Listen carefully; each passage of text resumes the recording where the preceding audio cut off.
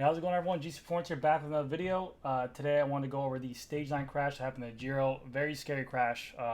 First off, I just want to say a huge shout out to MOHORIČ for actually, being okay. It looked like a brutal crash, but to even have the balls to get up and stand there and even think about getting on the bike. Man, these riders have some guts, too. This sport, no hands down, is one of the toughest sports out there in terms of mental fatigue, physical fatigue, what you put your body through. Everything that the full sends of these people do downhill, that they literally go in speeds of cars on a tire this thin, with just it's insane. It's insane the fear that they do not have.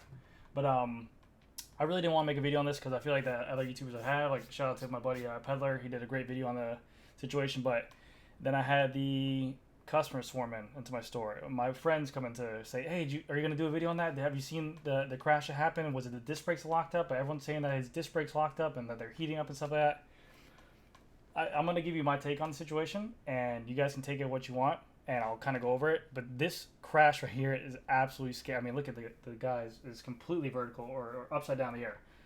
But first and foremost, this is racing. These people know what they're getting themselves into. They're looking for a stage win. They're looking for that glory. They're looking to get noticed. There's a lot of people. There's a lot of riders in the pack, and especially when you're near the front of the pack or even descending like that, they know full and well that they're literally going to those corners as fast as possible, no brakes, and they want to, win. Second of most, I think the disc brakes had a little bit to do with it with locking up, but not because of the first initial skid. As we can see right here, this pothole that takes place right here. It just looks like the road's a little bit uneven. It's not really a big pothole, but you gotta think they're doing speeds of 50, 60, whatever the speeds are going to, 40, 60 miles an hour. Kilos, I'm sorry, I don't really know. But kilometers, I don't know. I don't even know why I say kilos. They're going downhill like this. Any kind of uneven roadness, just like they say uneven roads on highways, can cause you to kind of skid out. You can see the first ride goes down. He's flying. Okay, the second rider is probably falling his wheel. He's not even paying attention to that road. He's just following the rider in front of him. You'll see he goes over it, and it probably just lifts up his wheel a little bit to cause it to skid because he's putting so much force into that turn and putting that bike on so much pressure, speed, weight, everything like that. What's going to happen is it's going to cause a little bump and a skid. You're going to see him kind of skid out. That's where the rear wheel skids out, and now he's trying to self-correct it.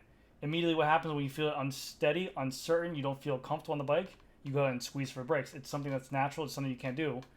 Granted, disc brakes are definitely way more stopping power, and I've been there before where you can definitely endo on those. I've done it on a mountain bike, so I can imagine a road bike. But the first initial reaction is to squeeze those brakes, and you can see he probably just grabbed a hold of the brake right there, and it could have locked up. And that's what, I mean, you got to think, he's still carrying that speed. It's not like, I know it's a slow motion, but he's still carrying that fast speed of 40 miles an hour, 50 miles an hour, whatever it is, 30 miles an hour even. And that's going to send him right to the top of it. That's what I think is. I don't think it actually had anything to do with his back wheel locking up on a turn or his front wheel locking up. He hit that little bump right here, this little pothole that's definitely uneven. You can see there's some altitude to it or some raisedness to it. But you can see he hits it, he slides. It's scary, man. But you got to think, he knew what he's getting himself into. He's full sending. He doesn't even care. He wants to win. He wants to get noticed. He wants a paycheck. This is his job. His job is to win races. His job is to not be scared of these races. So, and then immediately he self-corrects, hits the brakes, and it goes over from there.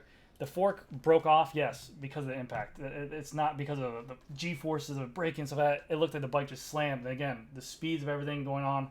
It's thin carbon. Those bikes aren't meant to take that much impact. So I'm not really saying that the bike had anything to do with the brake right there. But I mean, just the sheer willingness to even get up. You can definitely see he was shaking. He was concussed. I mean, even right there, just to show that.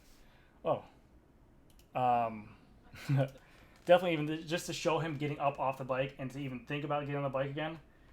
And then just, you just had a traumatic head injury. I mean, literally, this man was standing on his head getting dragged, which is very violent. But just get up, I'm sure he was in shock afterwards. But I'm happy he's okay.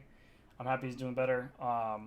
But shout out to these riders for not even having an ounce of fear, because I remember the first time I actually descended, being from Florida, everything was flat, and the first time going to California in the valley, I was squeezing my brakes the whole damn ride down. So, but definitely, I don't think it's anything. And the reason why, like I said, I made this video was just because of the fact that I want to give my opinion on the matter. I know there's tons of other people out there with opinions on the matter. I'm sure the rider can tell you the best way possible, but he's not going to say that the brakes just automatically locked up while descending, because it just doesn't happen like that. Even if you're heating up like that, they don't just cause you to skid out while descending. And he's probably running Shimano, which the mineral oil really doesn't get heated up. It'll be more, mineral oil doesn't really expand. It's more SRAM with the dot fluid, which is a braking, which actually that fluid actually expands. Mineral oil is just oil, so it doesn't really expand under heat.